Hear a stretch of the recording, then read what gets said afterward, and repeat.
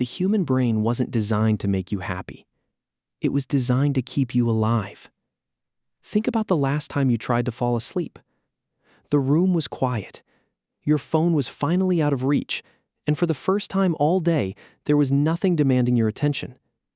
Yet instead of finding peace, your mind became louder. A conversation from years ago suddenly replayed in perfect detail. You started wondering if you had said the wrong thing. Then your thoughts jumped to tomorrow's responsibilities. What if you fail? What if people judge you? What if something goes wrong? Before you realized it, 30 minutes had passed and you were trapped inside your own mind. If this sounds familiar, you're not alone. Millions of people experience this every single day. We call it overthinking. Most of us see it as a weakness, a bad habit, or something we simply need to stop doing. But what if everything we've been told about overthinking is incomplete? What if your brain isn't trying to torture you? What if it's desperately trying to protect you? So why does your mind refuse to switch off? Rewind thousands of years, long before cities, smartphones, or guaranteed tomorrows, to a world where missing a single warning sign could get you killed. The brains that survived weren't the calmest ones. They were the ones that never stopped asking what if, scanning every shadow for danger. Evolution rewarded that vigilance so well that it wired itself permanently into the human brain. The problem is that evolution hasn't caught up with the modern world. Today, very few of us have to worry about predators hiding behind trees. Yet the same brain that once protected our ancestors still operates using ancient survival software. Instead of worrying about wild animals, it worries about job interviews, relationships, social media, finances, and the opinions of strangers. The threats have changed, but your brain hasn't. To your brain, an unanswered text message can feel surprisingly similar to social rejection. A difficult presentation at work can trigger the same biological alarm system that once prepared your ancestors to face a dangerous animal. Your brain isn't asking whether the danger is real. It's simply asking one question.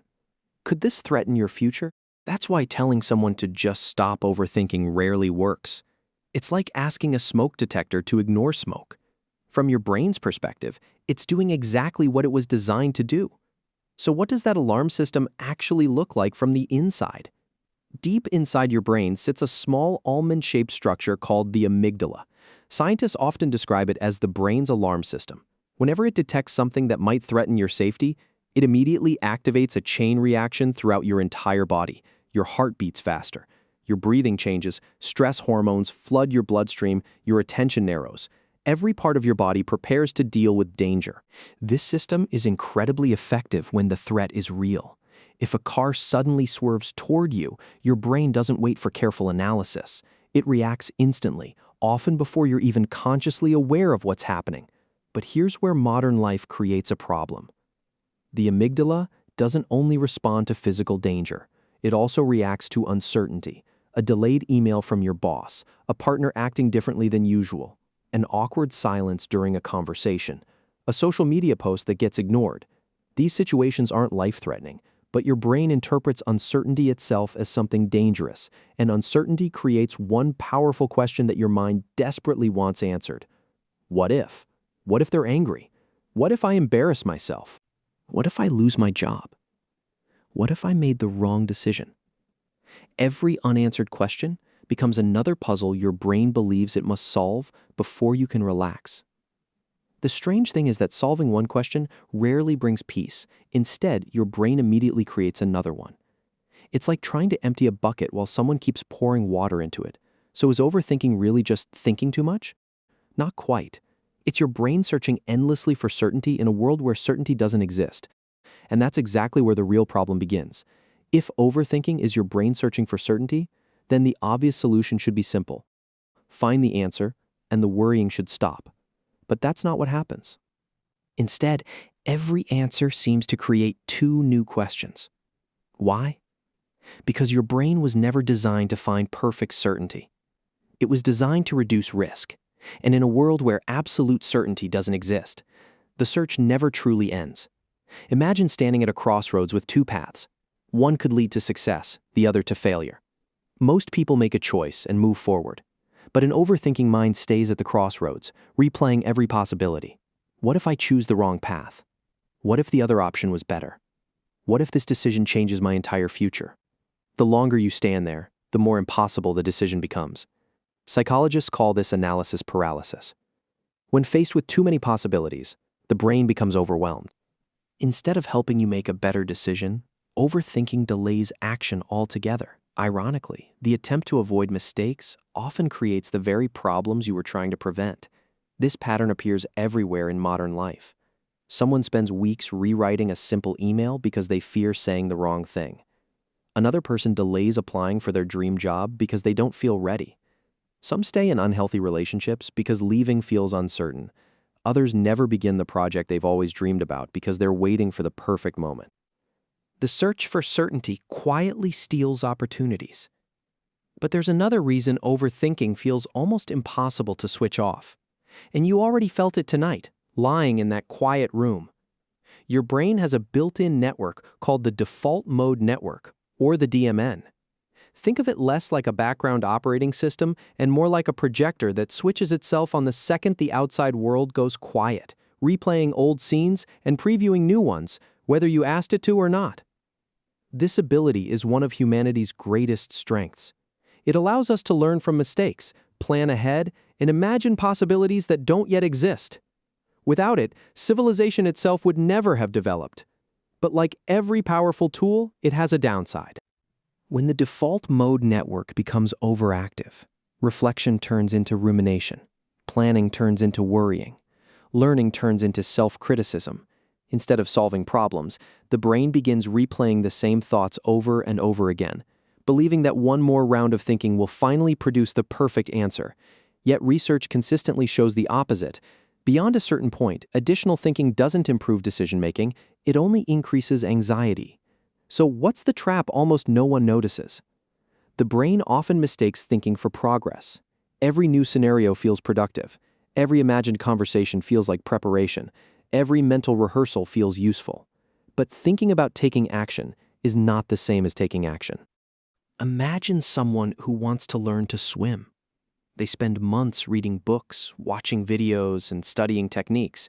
They know everything about swimming except how it actually feels to enter the water. At some point, no amount of preparation can replace experience. It's the same with that job application you've rewritten for the 10th time. That conversation you've rehearsed in the shower 100 times.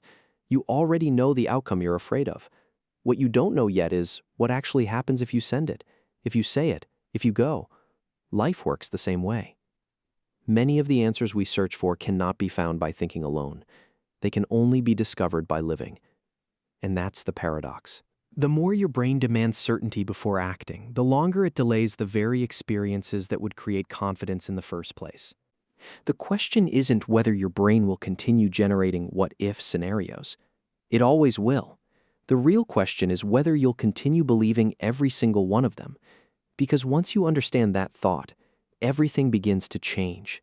So if overthinking is part of being human, does that mean we're doomed to live with it forever? Not exactly.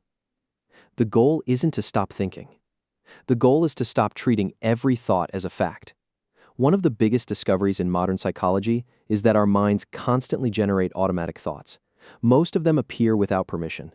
You don't choose every thought that enters your mind any more than you choose every cloud that passes across the sky.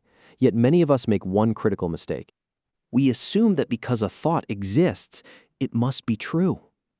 Imagine you're walking through a forest and someone whispers that there's a snake somewhere nearby. Suddenly, every stick on the ground starts looking dangerous. Your brain isn't lying to you on purpose. It's simply trying to keep you safe by becoming extra alert. Overthinking works in exactly the same way. Once your brain labels something as a possible threat, it begins collecting evidence to support that belief, while quietly ignoring everything that contradicts it.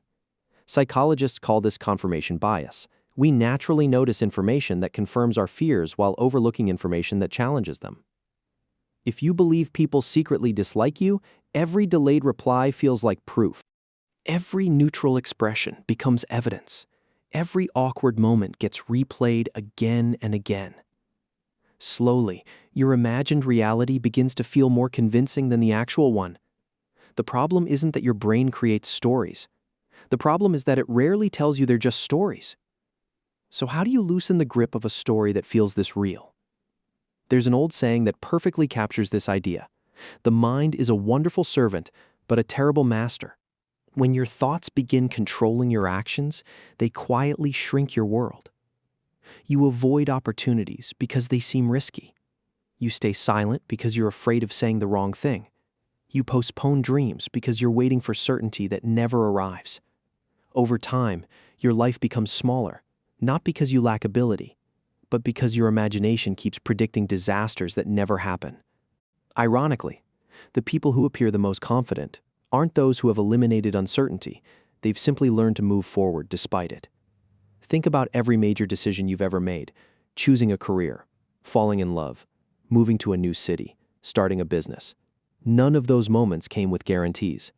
Confidence didn't come before the decision. It came after taking the first step. That's the lesson your overthinking brain struggles to accept. Action creates clarity far more often than clarity creates action. This doesn't mean ignoring your thoughts. It means learning to observe them without immediately obeying them. Instead of asking, "What if everything goes wrong?" try asking a different question. What evidence do I actually have? Or even better, if my closest friend had this thought, would I believe it as easily? That small shift creates distance between you and your mind, and in that distance, something remarkable happens. You begin to realize that you are not your thoughts, you are the person watching them. So how did people find peace with this, long before psychology even had a name for it? The ancient Stoic philosopher Marcus Aurelius once wrote, "You have power over your mind, not outside events. Realize this, and you will find strength." Thousands of years later, modern psychology arrived at a surprisingly similar conclusion. We can't always control what enters our minds, but we can choose how we respond to it. Perhaps that's the hidden cost of overthinking. It convinces us that more thinking will eventually give us complete control over life. But life has never offered that promise. The truth is, uncertainty isn't a flaw in life. It's one of its defining features. The people who find peace aren't the ones who eliminate uncertainty. They're the ones who learn to live alongside it. So the next time your mind begins spinning through endless possibilities, remember this. Your brain isn't broken. It isn't weak. It's trying to protect you using ancient survival instincts in a modern world. Thank it for doing its job, but don't let it drive your life. Because the most meaningful moments you'll ever experience, falling in love, chasing a dream, taking a risk, changing your life, will always begin with a step into the unknown. And maybe courage isn't the absence of overthinking. Maybe courage is choosing to move forward, even while your mind is still asking, "What if?" Thank you for watching. If this investigation helped you understand your own mind a little better, consider subscribing for more evidence-based explorations into human behavior. And before you leave, ask yourself one question. What's one decision you've been overthinking that your future self wishes you'd make today?